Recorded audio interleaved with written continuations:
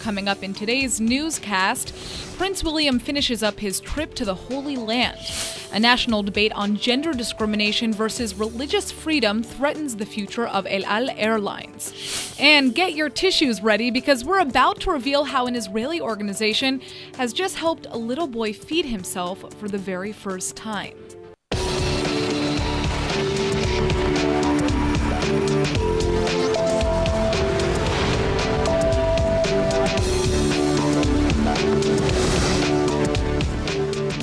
Well, today is the final day of Prince William's historic trip to Israel. Wrapping up the journey, the Duke of Cambridge visited the holy city of Jerusalem, where he overlooked the Mount of Olives and, of course, prayed for peace at the sacred Western Wall.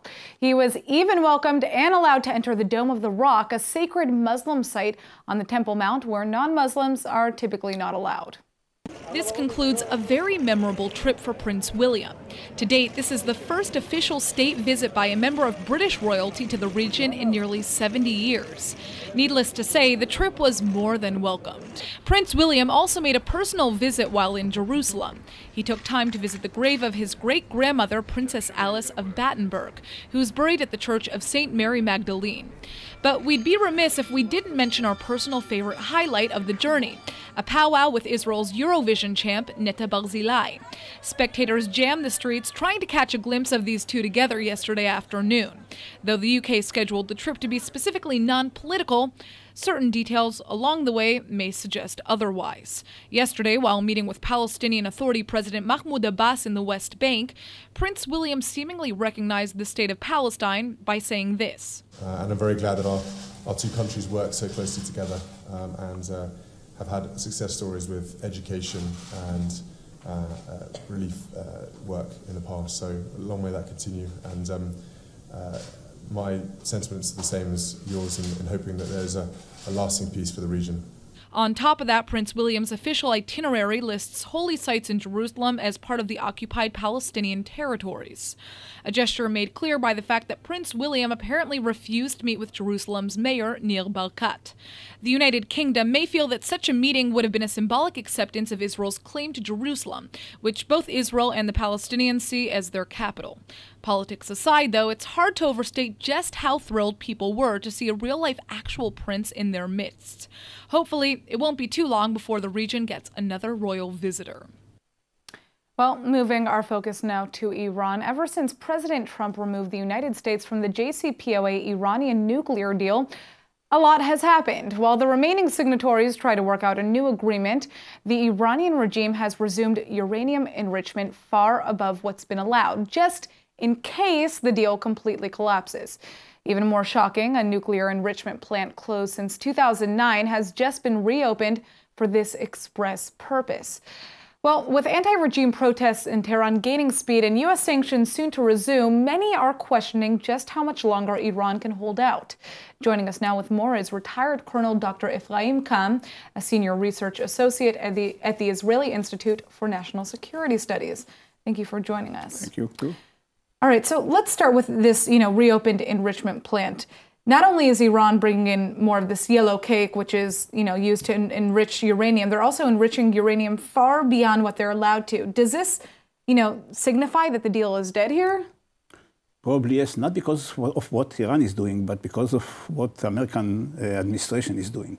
Because once the Americans withdrew from the agreement is really not going to work. For the time being, Iran has not decided what to do. The European countries have not decided what to do. But I think, in my judgment, the agreement is almost dead and might be dead within a short period of time.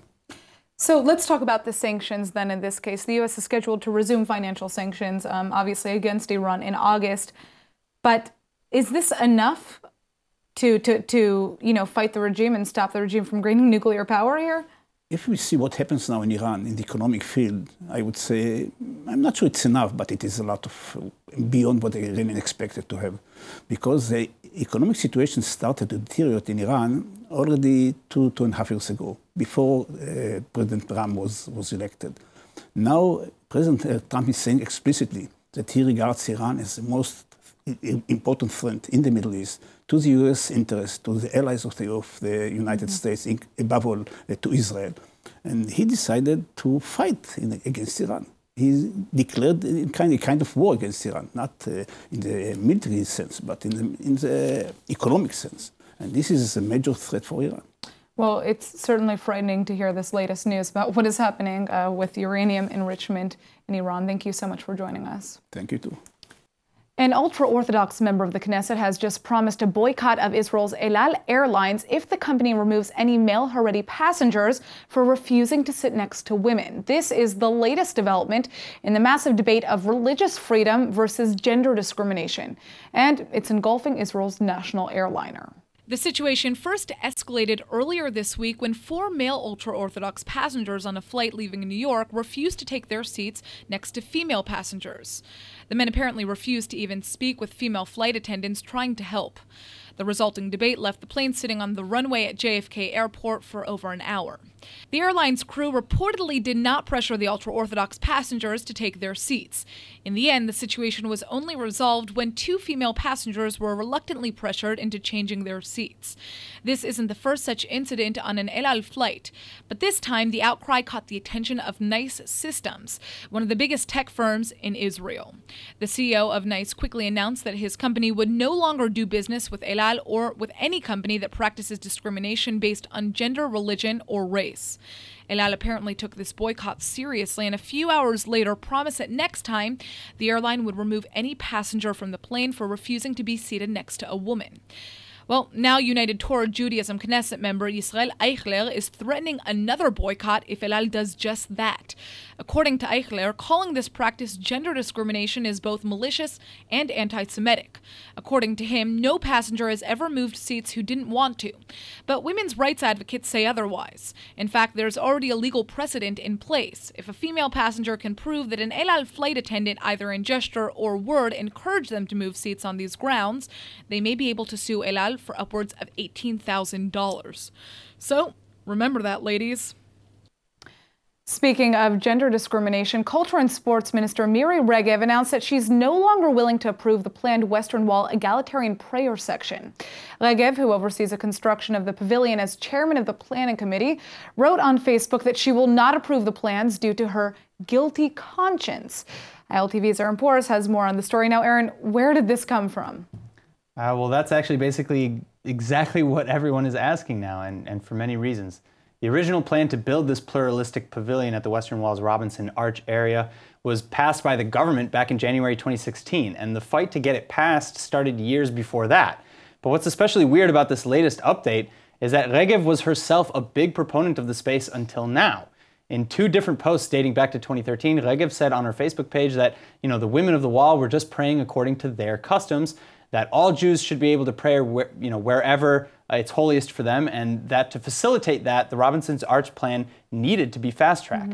Now, suddenly she's writing that we didn't return to our most sacred site in order to disgrace it, and that she could not approve the Western Wall plan in a manner that would upset the status quo.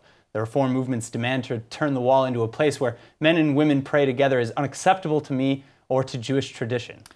All right, so again, I ask you, what brought on this major change here? And if the government passed the motion to build the space, what does Regev's conscience even have to do with it?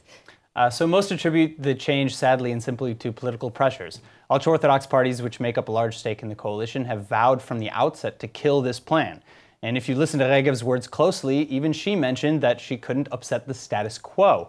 Well, the status quo is that women and men must be separate at the wall and that the egalitarian prayer space doesn't exist, despite overwhelming support both within and outside of Israel. As for Minister Regev's conscience, perhaps Natan Sharansky, the outgoing head of the Jewish agency, said it best. First he addressed Miri Regev, saying her conscience is her personal business, but that her change in position is very regrettable. So I guess the question here is what happens next? Is this space ever actually going to be built? So again, Miri Regev has now pushed her responsibilities onto the Prime Minister, and while he in the past has frozen parts of the development of the space, he's also vowed to make it happen. That being said, again, if verbal support alone meant anything, we probably wouldn't be talking about this right now. And remember that ultra-Orthodox pressures affect the Prime Minister too. So for now, I wouldn't hold my breath. All right, Aaron, thank you for joining us. Thank you. Just a few days ago, the world commemorated the International Day in support of victims of torture, and now a disturbing new report has just been published by the United Nations.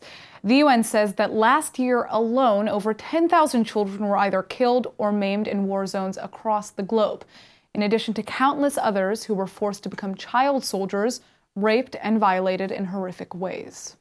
The UN says that over 21,000 total violations like these were committed against children in 2017. That's a truly upsetting surge compared to last year, which was 15,500 cases. The UN lists a detailed breakdown of where these acts were committed. Iraq, Myanmar, the Democratic Republic of the Congo, Syria, Yemen, and South Sudan can be accounted for the majority of the atrocities. In South Sudan alone, the UN estimates that some 1,221 children were forced into becoming child soldiers. As we know, Israel is home to nearly 40,000 asylum seekers from Africa, primarily Christians from Sudan and Eritrea. The government claims these are illegal infiltrators who are only seeking work, justifying their recent efforts to forcibly deport entire families against their will to African countries with poor human rights records. Thousands of these asylum seekers in Israel, however, have recounted horrific stories of human trafficking, torture, and rape in both their home countries and during their journey to escape it. This includes men, women, and children. Israel recently recognized a few hundred Sudanese asylum seekers to receive humanitarian protection. But with tens of thousands more already waiting years for an answer from the government, the fate of this population remains very much in limbo.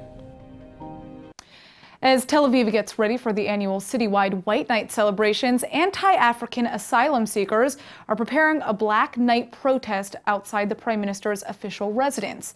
The asylum seekers, who mostly reside in South Tel Aviv, have been a contentious topic here for years now. But here with more on this latest demonstration is Gabriel Sod, the community organizer at the Achoti movement of South Tel Aviv, and Yonatan Yakubovich from the Israel Immigration Policy Center. Thank you both for joining us.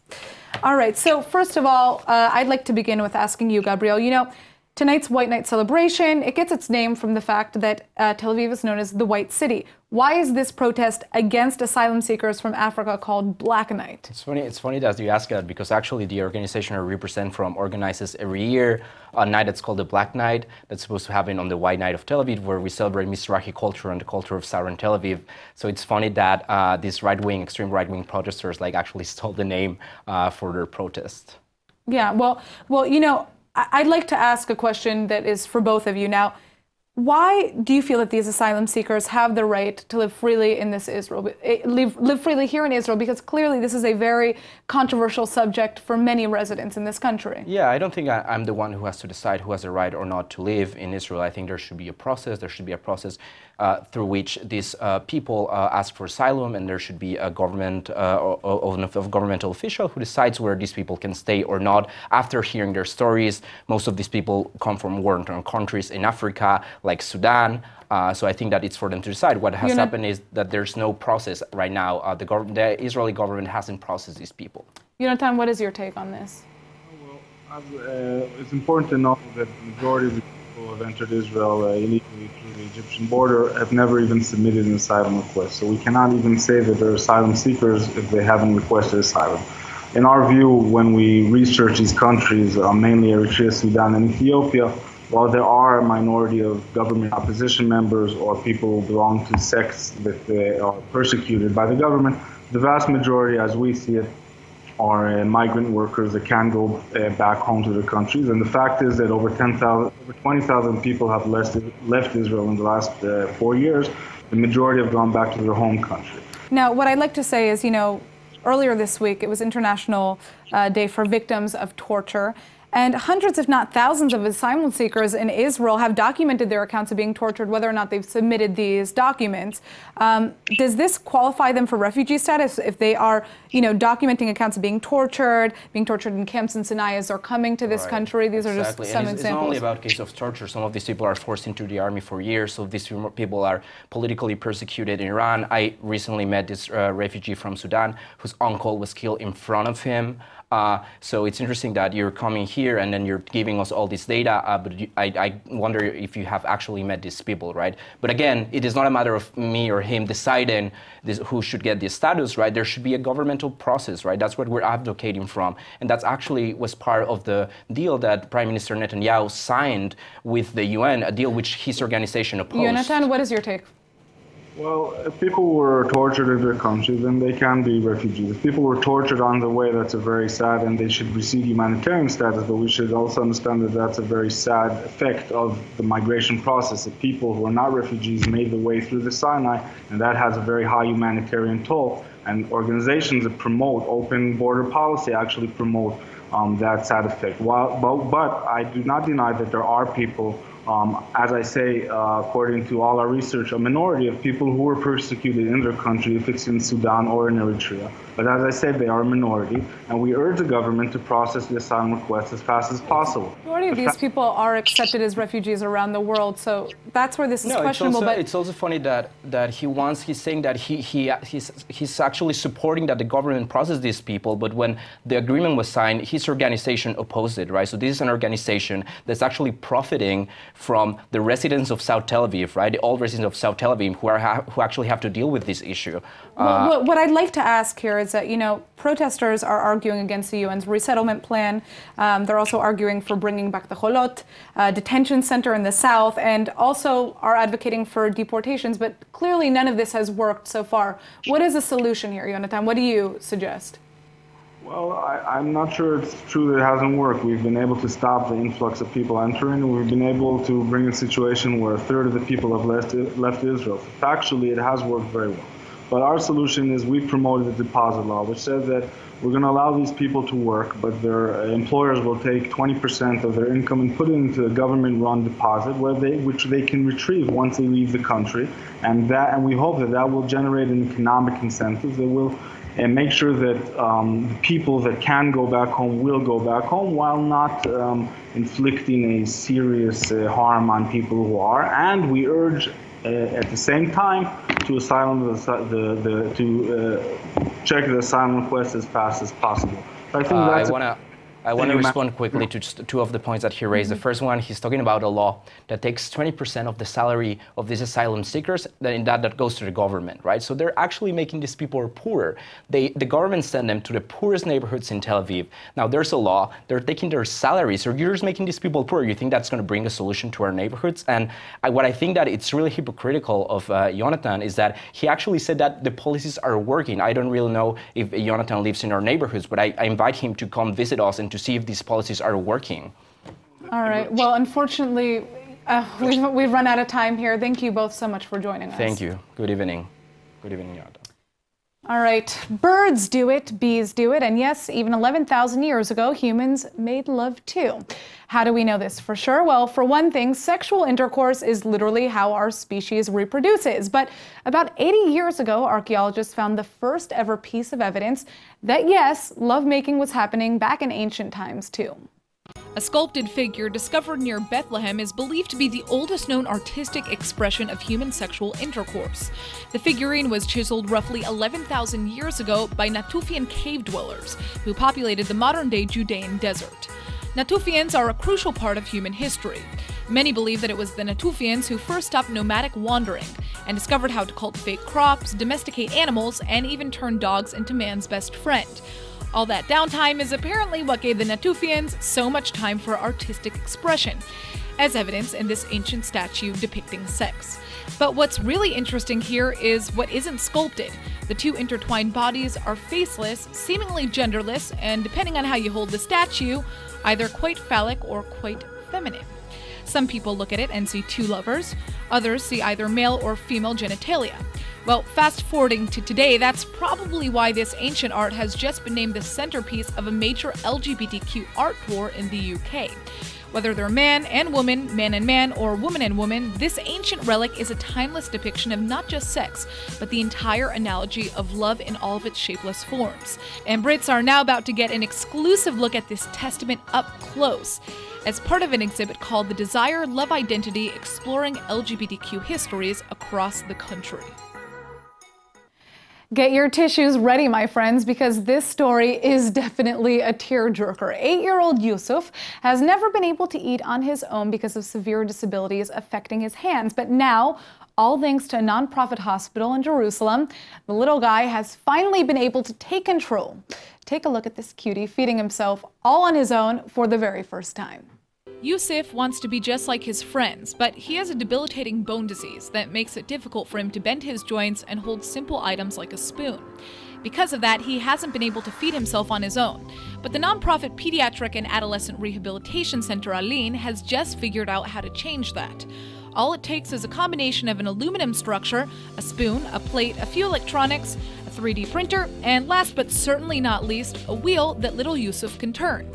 The center's Pele Tech Innovation team has developed the incredible Assistive Device, which should be able to change the lives of thousands. But this isn't their first major innovation either. For the last 2 years, the team has been developing in-house products and technologies to improve the quality of life for children with special needs. Once the Pele team constructs a new product, it's then available for global developers to use according to the needs of different patients. They've already created smart shoe soles that use electronic sensors to gather information on walking habits. The tech helps tailor walking aids accurately for patients in need. The nonprofit organization has even created a mechanism so that a child who can only move one finger can finally feed his pets. You may take little actions like these for granted, but for millions of children and people with disabilities around the world, Aline's inventions are life-changing. Summer is here in all of its sweltering glory, and that's why ILTV's Emmanuel Kadosh is here with the top 5 new Israeli swimsuit styles to help you find the perfect tan line. Take it away, Emmanuel. If you've ever visited the Holy Land during the summer heat, you can understand why Israelis are obsessed with their bathing suits. With this humidity, we'd all rather be in swimsuits all day, every day. And that's why I'm here to update you guys on the top 5 emerging Israeli swimwear designers you must know about. First up, you may already recognize the brand Bananhot, designed by Israeli models Neta Alchemister and Noah Benny, both with their fair share of Instagram followers, Neta with over 1.1 million. The two launched the line back in 2014 after finishing their mandatory army service and quickly rose to fame. Their collections range from bikinis to one-pieces and most recently even men's swimwear. So all you gotta do is pick your favorite. Lilo Swim is second on our list. These more sophisticated swimsuits can be seen worn by Israeli it girls all over the country, and it's no surprise. The founders Lee and Laureen Alon are fashion bloggers and social media influencers and can be seen tagged all over Instagram. The sister duo launched the brand back in 2016 that includes one-pieces with very sexy plunging necklines, and of course bikinis with some belted details. If you haven't checked out their Instagram already, you literally may be the only one. Third up is swimwear brand Billy Blonde. It's easy to see the Mediterranean inspiration behind these designs created by Tel Aviv native Hila Weinberg. The brand focuses around luxury swimwear that flatters and sculpts the body while also keeping in mind Israel's laid-back beach culture. The collection includes bikinis, one-pieces, and even a few reversible styles with thoughtful details. There even is a small collection for kids so everyone can grab a bathing suit. Beach's swimwear is fourth on our list. This brand was created out of the need to feel comfortable, secure, and feminine in a swimsuit, and that's exactly what designer Irit Gloomy did. Most of the styles are one-pieces and can even be paired with a tie-on swimsuit belt that flatters the body. The colors of muted pastels mixed with gray and jewel tones make the collection stand out. So, if you're looking for comfortable yet sexy swimsuits, this is the brand to shop. Last but of course not least, the brand Weekends At, which creates stylish and playful swimsuits for men. Founded just last year by Olympic swimmer Guy Barnea, who repped Israel in the 2008 Olympics, the collection offers colorful prints in 3 different styles: breezy, breezier, and then tailored. So there you go, men, the hottest Israeli swimwear brand available now. That's all for today's Top 5. Back to you. The Hebrew word of the day is brought to you by IDC Summer Ulpan, open to everyone.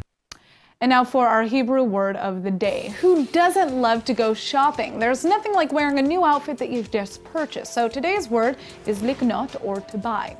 When it comes to knia, or buying, you have to be careful. It's easy to keep swiping that credit card. I mean, sometimes it's just hard to stop. Just remember, a spur-of-the-moment purchase probably won't be the best kniot or purchase that you make, so think hard about what you're about to do with your money.